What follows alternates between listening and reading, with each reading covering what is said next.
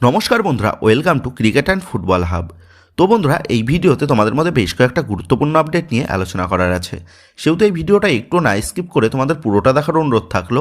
আর তোমরা যারা আমাদের এই চ্যানেলে প্রথমবার এসেছো তারা কিন্তু অবশ্যই ভিডিওতে লাইক দিয়ে আমাদের এই চ্যানেলটাকে সাবস্ক্রাইব করে রেখো, কারণ তুমি কিন্তু এখানে তোমাদের প্রিয় দলের সমস্ত রকম খেলার খবর সবার আগে পেয়ে যাবে। তো চলো আর দেরি না করে আজকের ভিডিওর মেন টপিকগুলো নিয়ে আলোচনা শুরু করা যাক। সো ফার্স্ট অফ অল যদি আইএসএলের বিষয় নিয়ে কথা বলা যায়, তো গতকালই তোমাদের জানিয়ে দিয়েছিলাম কেন্দ্রীয় ক্রীড়া মন্ত্রণালয়ের তরফ থেকে স্পষ্টভাবে জানিয়ে দেওয়া হয়েছে সরকারের পক্ষ থেকে কোনো অর্থ খরচ করা হবে না ভারতীয় ফুটবলের জন্য। যার ফলে যদি আইএসএল চালাতে হয় তাহলে ক্লাবগুলোকেই দায়িত্ব নিয়ে আইএসএল চালাতে হবে। তবে কেন্দ্রীয় মন্ত্রণালয়ের তরফ থেকে এইরকম রায় আসার দুদিন আগে আইএসএলের 13টা ক্লাবের সিইওরা মিলে বৈঠক করে এবং সেই বৈঠকে তারা সিদ্ধান্ত নেয় যদি সরকার বা ফেডারেশন আইএসএল লং টার্মের জন্য পরিকল্পনা করে তাহলে এই ক্লাবগুলো লিগে অংশগ্রহণ করবে, আর যদি তা না করে তাহলে শুধুমাত্র এই মৌসুমের জন্য তারা দল নামাবে না। প্রয়োজনে ইপিএল মডেলে ক্লাবগুলো নিজেদের অর্থ খরচ করে লিগ পরিচালনা করার দায়িত্বভার নেবে। আর আইএসএল ক্লাবগুলোর তরফ থেকে এইরকম চিঠি পাওয়ার পর কেন্দ্রীয় ক্রীড়ামন্ত্রী তিনিও কিন্তু ক্লাবগুলোর পক্ষেই সায় দেন। তো এর আগেও ক্লাব প্রতিনিধিরা জানিয়েছিল তারা সম্মিলিতভাবে লিগ করতে চায়, কিন্তু সেই সময় ফেডারেশন তাতে কিন্তু কোনো মতেই সম্মতি দেয়নি। তবে এবার যেহেতু ক্রীড়ামন্ত্রী ক্লাবগুলোর পক্ষে রায় জানায়, আর তারপরেই কিন্তু আর ফেডারেশনের বাড়তি কিছু করার না থাকার ফলে গতকাল ফেডারেশনের তরফ থেকেও জানিয়ে দেওয়া হয়েছে ক্লাবগুলো যদি লিগ পরিচালনা করতে চায় তাহলে এই বিষয়ে তাদের পূর্ণ সমর্থন আছে এবং ফেডারেশন তারা ক্লাবগুলোকে সহায়তা করবে লিগ পরিচালনার ক্ষেত্রে। তো প্রেসিডেন্ট কল্যাণ চৌবে তিনি যেহেতু এফএসডিএল এর সাথে আর নতুন করে চুক্তি করতে পারেননি, এছাড়াও নতুন কোনো ইনভেস্টারও খুঁজে আনতে পারেননি, যার ফলে কল্যাণ চৌবেকে কিন্তু এখন বাধ্য হয়ে লিগ পরিচালনার দায়িত্বভার ক্লাবগুলোর হাতেই ছাড়তে হচ্ছে। তো যাই হোক, গতকাল আইএসএল এর বিষয়ে যে ফাইনাল আপডেটগুলো জানা গেছে সেই আপডেটগুলো হচ্ছে যদি কোনো বাইরের কমার্শিয়াল পার্টনার না পাওয়া যায় তাহলে ক্লাবগুলো মিলে একটা কনসোর্টিয়াম বা সংঘ তৈরি করবে এবং এই কনসোর্টিয়াম এবং ফেডারেশন মিলে যৌথভাবে লিগ পরিচালনা করবে। ক্লাবগুলোর হাতে থাকবে মালিকানা বা পরিচালনার দায়িত্ব। তো এতদিন পর্যন্ত ফেডারেশন তারা কিন্তু এই বিষয়ে ইতিবাচক ছিল না, কিন্তু বর্তমানে দাঁড়িয়ে যেমনটা জানা গেছে গতকাল ফেডারেশনের deputy secretary general M Satyanarayan তিনি ক্লাবগুলোকে চিঠি দিয়ে জানিয়ে দিয়েছেন যে ফেডারেশন এখন এই জয়েন্ট অর্গানাইজেশন বা যৌথ ব্যবস্থাপনার মডেলে রাজি। আর তার কারণ হচ্ছে ফেডারেশন এখন এসে বুঝতে পেরেছে যে আর সময় নষ্ট করার সেই সুযোগ নেই। এম সত্যনারায়ণ তিনি তার চিঠিতে স্পষ্টভাবেই লিখে দিয়েছেন তাৎক্ষণিক কোনো দীর্ঘস্থায়ী সমাধান রাতারাতি বের করা সম্ভব নয়, কিন্তু খেলা বন্ধ থাকতে পারে না। গত 10 থেকে 15 বছর ধরে ক্লাবগুলো এবং ইনভেস্টাররা ভারতীয় ফুটবলে যে বিপুল পরিমাণ অর্থ বিনিয়োগ করেছে তার রক্ষা করতে হলে লিগ শুরু করতেই হবে। আর সেই কারণেই ফেডারেশন এখন ক্লাবগুলির সাথে একটা পারস্পরিক সম্মত সমাধান অর্থাৎ মিউচুয়ালি এগ্রিবেল সলিউশন খুঁজছে। আগামী 20 ডিসেম্বর এআইএফএফের এক্সিকিউটিভ কমিটি এবং বার্ষিক সাধারণ সভা অথবা এজিএম অনুষ্ঠিত হবে, আর এই এজিএমেই এই যৌথ ব্যবস্থাপনার প্রস্তাবটি অনুমোদনের জন্য পেশ করা হবে। তো সব মিলিয়ে এই দাঁড়ালো যে ফেডারেশন তার জেদ থেকে সরে এসে এবার কিন্তু বাস্তবকে মেনে নিয়েছে এবং যৌথভাবে ক্লাবদের সাথে মিলে লিগ পরিচালনা করার সিদ্ধান্ত নিয়েছে। তবে এইরকম নিয়ম যে বিশ্ব ফুটবলেই প্রথমবার তেমনটা নয়, ইতিমধ্যেই বিশ্ব ফুটবলের বিভিন্ন বড় বড় লিগে দেখা গেছে ক্লাবগুলি লিগ পরিচালনা করে, আর এবার হয়তো ভারতীয় ফুটবলও সেই একই পথেই হাঁটতে চলেছে। সেহেতু ফুটবল প্রেমীদের জন্য কিন্তু একটু হলেও স্বস্তির খবর যে দেরিতে হলেও লিগ শুরু হওয়ার একটা রূপরেখা তৈরি হয়েছে।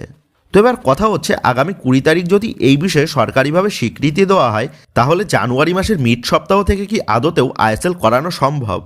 কারণ এবার যেহেতু সমস্ত দায়িত্বভার ক্লাবগুলোর হাতে চলে গেছে সেহেতু ক্লাবগুলোকে এখন থেকে কিন্তু লিগ পরিচালনা করার জন্য নতুন করে সমস্ত সেটআপ তৈরি করতে হবে, যেটা কিন্তু নেহাত 1-2 সপ্তাহের ব্যাপার নয়। সেক্ষেত্রে আদতেও জানুয়ারির দ্বিতীয় সপ্তাহের মধ্যে আইএসএল চালু করা যাবে নাকি তা নিয়ে কিন্তু যথেষ্ট সংশয় থেকেই যাচ্ছে। তবে আবার এমনটাও হতে পারে যেহেতু ফেডারেশন এবং ক্রীড়া মন্ত্রণালয় ক্লাবগুলোকে লিগ পরিচালনার জন্য গ্রিন সিগন্যাল দিয়ে দিয়েছে, সেহেতু এখন থেকেই ক্লাব ম্যানেজমেন্টরা লিগ পরিচালনার কাজকর্ম শুরু করে দিয়েছে। আর যদি এখন থেকে সমস্ত কিছু শুরু করা হয় তাহলে জানুয়ারির মিড সপ্তাহ থেকেই আইএসএল চালু করা পসিবল। আর যদি সেই 20 ডিসেম্বরের পর থেকে সমস্ত প্রোগ্রেস চালু করা হয় তাহলে জানুয়ারির শেষ অথবা ফেব্রুয়ারির শুরু থেকে আইএসএল দেখা যেতে পারে। তবে সবশেষে যে বড় সুখবরটা হচ্ছে অবশেষে সব অন্ধকার সময় কেটে আশার আলো ফুটতে চলেছে ভারতীয় ফুটবলে এবং দেরিতে হলেও প্রপারভাবে আইএসএল চালু হওয়ার সম্ভাবনা দেখা দিয়েছে।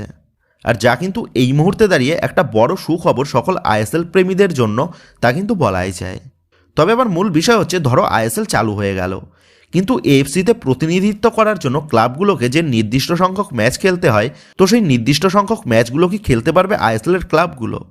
কারণ এমনিতেই এই মরশুমে শর্ট টাইমের মধ্যে আইএসএল হবে, যার ফলে এএফসিতে প্রতিনিধিত্ব করার জন্য যে 27টা ম্যাচ খেলার ক্রাইটেরিয়া আছে, তো সেই এক একটা দলের 27টা ম্যাচ কি পূর্ণ করতে পারবে আইএসএল টুর্নামেন্ট? তো এই বিষয় নিয়েও কিন্তু থাকছে বড় প্রশ্নচিহ্ন। সেক্ষেত্রে হয়তো এএফসির ক্রাইটেরিয়া ফুলফিল করার জন্য per day double header match রাখা হতে পারে, এবং একদিন বা দুদিন অন্তর অন্তর প্রতিটা ক্লাবেরই ম্যাচ থাকতে পারে। সেক্ষেত্রে আবার 1 থেকে 2 দিন অন্তর অন্তর ম্যাচ পড়লে প্রতিটা দলের প্লেয়ারদেরও কিন্তু বেশ খানিকটা চাপ হয়ে যেতে পারে। সেক্ষেত্রে যতদিন না পর্যন্ত এই মৌসুমের আইএসএলের সময়সূচি প্রকাশ হচ্ছে, ততদিন পর্যন্ত অনেক জটিলতাই কিন্তু থাকবে সমর্থকদের চোখে। তো যাই হোক, আশা রাখবো সমস্ত বিষয়গুলোকে মাথায় রেখেই এই মৌসুমের আইএসএল চালু করার সিদ্ধান্ত নেবে ক্লাব ম্যানেজমেন্টরা। তো এই মৌসুমে যে আইএসএল হবেই, তার ইঙ্গিত হয়তো অনেক আগে থেকেই পেয়ে গেছিল বাগান ম্যানেজমেন্ট। আর সেই কারণেই বর্তমানে ভারতীয় ফুটবলের এই ডুবন্ত সময়ের মধ্যে দিয়েও কোচ হোসে মলিনাকে বিদায় জানিয়ে তড়িঘড়ি সার্জিও লোবেরাকে দলের হেড কোচের পদে নিযুক্ত করে বাগান ম্যানেজমেন্ট। এবং শুধুমাত্র হেড কোচই নিযুক্ত নয়, বাগান ম্যানেজমেন্ট তারা কিন্তু গত 1 ডিসেম্বর থেকেও অনুশীলনে নেমে পড়ে, যেখানে সমস্ত ফ্র্যাঞ্চাইজিগুলো অনির্দিষ্টকালের জন্য নিজেদের অনুশীলন বন্ধ রাখার সিদ্ধান্ত নিয়েছে। সেখানে দাঁড়িয়ে সমস্ত ম্যানেজমেন্টদের ভাবনার বিপরীতে গিয়ে আইএসএলের জন্য প্রস্তুতি শুরু করে বাগান ম্যানেজমেন্ট। ইভেন গত পরশুদিন মধ্যরাতে দলের নতুন হেড কোচ সার্জিও লোবেরা এবং সহকারী কোচ ডেভিডকেও শহরে নিয়ে আসে বাগান কর্মকর্তারা। আর যেমনটা আপডেট, আজ থেকে যুব ভারতীর অনুশীলন মাঠে কোচ সার্জিও লোবেরার নেতৃত্বে অনুশীলনে নেমে পড়বে বাগান শিবির। কারণ যদি তড়িঘড়ি আইএসএল চালু হয়ে যায়, তাহলে নতুন কোচের আন্ডারে দলকে মানিয়ে নিতেও কিন্তু বেশ খানিকটা সময় লাগবে। যার কারণেই মোহনবাগান ম্যানেজমেন্ট তারা বাকি ম্যানেজমেন্টদের মতন নিজেদের অনুশীলন বন্ধ না রেখে পুরোদমে অনুশীলন করে দলকে গুছিয়ে নেওয়ার পরিকল্পনা আটে। আর যার ফলস্বরূপ জানুয়ারি বা ফেব্রুয়ারি থেকে লিগ চালু হলে বাকি দলগুলোর মতন মোহনবাগান দলের খেলাতে দলের প্লেয়ারদের মধ্যে মেলবন্ধন বা তালমিলের অভাব দেখা যাবে না। তো যাই হোক, ক্লাবগুলো যেহেতু লিগ পরিচালনার দায়িত্বভার নিজেদের কাঁধে তুলে নিয়েছে, সেহেতু আশা করা যাচ্ছে খুব দ্রুত প্রতিটা ম্যানেজমেন্ট নিজেদের দল গোছানো শুরু করবে এবং এই মরশুমের লিগের জন্য প্রস্তুতিতে নেমে পড়বে। তো এবার নেক্সট আপডেটটা বেরিয়ে আসছে মোহনবাগান দলের এক প্রাক্তন তরুণ প্লেয়ারের ট্রান্সফার নিয়ে। আর সেই প্লেয়ারটা হচ্ছে মোহনবাগানের তরুণ দলের হয়ে খেলা ভারতীয় গোলকিপার রাজা বর্মন। তো এই মুহূর্তে দাঁড়িয়ে যেমনটা জানা গেছে, মোহনবাগান দলের প্রাক্তন এই গোলকিপার সে কিন্তু এবার যোগ দিয়েছে বেঙ্গল সুপার লিগের দল নর্থ বেঙ্গল ইউনাইটেড এফসি দলে।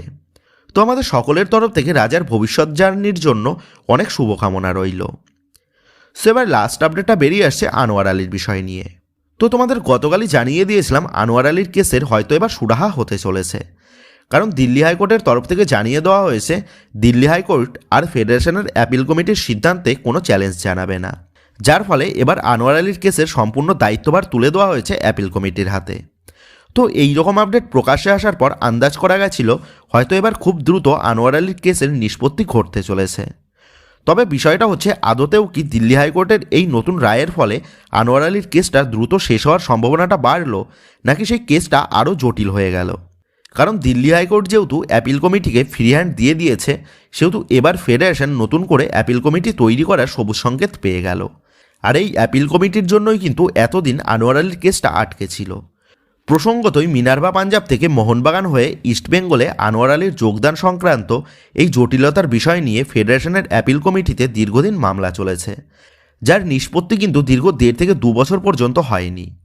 তো গত 12 এবং 13 নভেম্বর এই ইস্যু নিয়ে অ্যাপিল কমিটিতে শুনানি ছিল, কিন্তু তার আগেই সেই পুরনো অ্যাপিল কমিটির বেশ কিছু সদস্যরা পদত্যাগ করে, যার ফলে ফেডারেশনের অ্যাপিল কমিটির সদস্য সংখ্যা কমে যায়। আর এই কারণেই অ্যাপিল কমিটি তারা আনোয়ার আলীর ইস্যুতে দীর্ঘদিন ধরে কোনোরকম শুনানি জানাতে পারছিল না।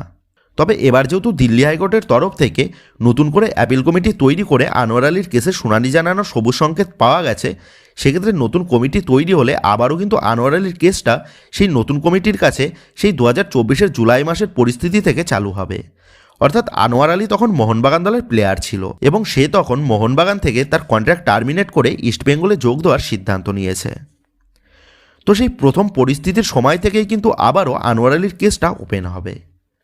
তো আগামী 20 ডিসেম্বর ফেডারেশনের বার্ষিক সাধারণ সভায় নতুন অ্যাপিল কমিটি তৈরি হবে এবং তারপর সেই নতুন কমিটির সামনে চার পক্ষ তথা আনোয়ার আলী, মোহনবাগান, ইস্টবেঙ্গল ও দিল্লি এফসি এই চার পক্ষের লয়ার আবারও প্রথম থেকে এই কেসটা চালু করবে। সেক্ষেত্রে আদতেও দিল্লি হাইকোর্টের নতুন রায়ে আনোয়ার আলীর কেসটার জট খুলল নাকি আরও বেশি জটিল হয়ে গেল, সেটাই কিন্তু এখন মূল প্রশ্ন। কারণ দীর্ঘ 1.5 থেকে 2 বছর ধরে এই কেসটার যতটা প্রোগ্রেস হয়েছিল, এবার কিন্তু সেই কেসটা আবারও মূল কেন্দ্রবিন্দুতে ফিরে আসলো। আর এত কিছুর পরেও যদি নতুন অ্যাপিল কমিটি আনোয়ার আলীর কেসে তাদের চূড়ান্ত সিদ্ধান্ত নিয়ে দিল্লি হাইকোর্টে পেশ করে এবং তারপর দিল্লি হাইকোর্টে গিয়ে যে কোনো পক্ষ নতুন করে অ্যাপিল করবে না, তারই বা কোন নিশ্চয়তা আছে? সেক্ষেত্রে পুরো বিষয়টা ভালোভাবে চিন্তা করলে মহামান্য হাইকোর্টের নতুন রায়ের ফলে আনোয়ার আলীর কেসটার জট খোলার চেয়ে আরও বেশি জটিল পরিস্থিতি হয়ে গেল, তেমনটা কিন্তু বলাই যায়। আর এইভাবে দীর্ঘদিন ধরে চলতে চলতে আনোয়ার আলীর কেসটার কোনো চূড়ান্ত শুনানিও আসবে না, আর ততদিনে আনোয়ার আলীর রিটায়ারমেন্ট নেওয়ারও সময় চলে আসবে। তো এসব জিনিস যে শুধুমাত্র ভারতীয় ফুটবলেই সম্ভব তা বলাই যায়, কারণ একটা কেস দীর্ঘ 2 বছর যাবৎ চলে আসার পরে আবারও নতুন করে প্রথম জায়গা থেকে শুরু করার উদাহরণ বিশ্ব ফুটবলে আর কোনো দেশের ফুটবলে তেমন একটা দেখা যায়নি বা শোনা যায়নি। সেক্ষেত্রে কল্যাণবাবুর আমলে যে ভারতীয় ফুটবলের কঙ্কালটা বেরিয়ে এসেছে তা কিন্তু বলাই যায়। সেক্ষেত্রে এখন এটাই দেখার বিষয় হবে দিল্লি হাইকোর্টের নতুন রায়ের ফলে আনোয়ার আলীর কেসটার দ্রুত নিষ্পত্তি ঘটে নাকি আরও 2 বছরের জন্য পিছিয়ে যায় আনোয়ার আলীর কেসটা। তো যাই হোক বন্ধুরা, এই বিষয়ে তোমাদের কি মতামত তা কিন্তু অবশ্যই নিচে কমেন্ট করে জানিয়ে দিও। তো বন্ধুরা, এই ভিডিওতে এই আপডেটগুলো নিয়েই তোমাদের মধ্যে আলোচনা করার ছিল। তো আশা করি ভিডিওটা তোমাদের ভালো লেগেছে। তো যদি ভিডিওটা ভালো লেগে থাকে তাহলে ভিডিওতে লাইক দিয়ে চ্যানেল সাবস্ক্রাইব করে পাশে থাকা বেল আইকনটা অবশ্যই প্রেস করে দিও। আর তোমরা যারা এখনও পর্যন্ত আমাদের সোশ্যাল মিডিয়া পেজের সাথে যুক্ত হওনি, তারা নিচে ডেসক্রিপশন বক্সের লিঙ্ক থেকে আমাদের সোশ্যাল মিডিয়া পেজের সাথে যুক্ত হয়ে যেও। কারণ এখন কিন্তু সমস্ত রকমের লেটেস্ট আপডেটগুলো সবার আগে আমাদের সোশ্যাল মিডিয়া পেজেই পোস্ট করা হয়। আর তোমরা এখন ফেসবুক এবং ইনস্টাগ্রামে গিয়ে তোমরা আমাদের এই চ্যানেলের নাম লিখে সার্চ করলেও তোমরা কিন্তু আমাদের ফেসবুক এবং ইনস্টাগ্রাম পেজটাও খুঁজে পেয়ে যাবে। সেক্ষেত্রে তোমার প্রিয় দলের সমস্ত রকম লেটেস্ট আপডেট সবার আগে জানার জন্য এবং আমার সাথে সরাসরি যে কোনো বিষয়ে কথা বলার জন্য তোমরা অবশ্যই মনে করো আমাদের সোশ্যাল মিডিয়া পেজের সাথে যুক্ত হয়ে যেও। তো বন্ধুরা, এই ভিডিওটা এটুকুই ছিল। তো আসি বন্ধুরা, দেখা হচ্ছে পরের ভিডিওতে।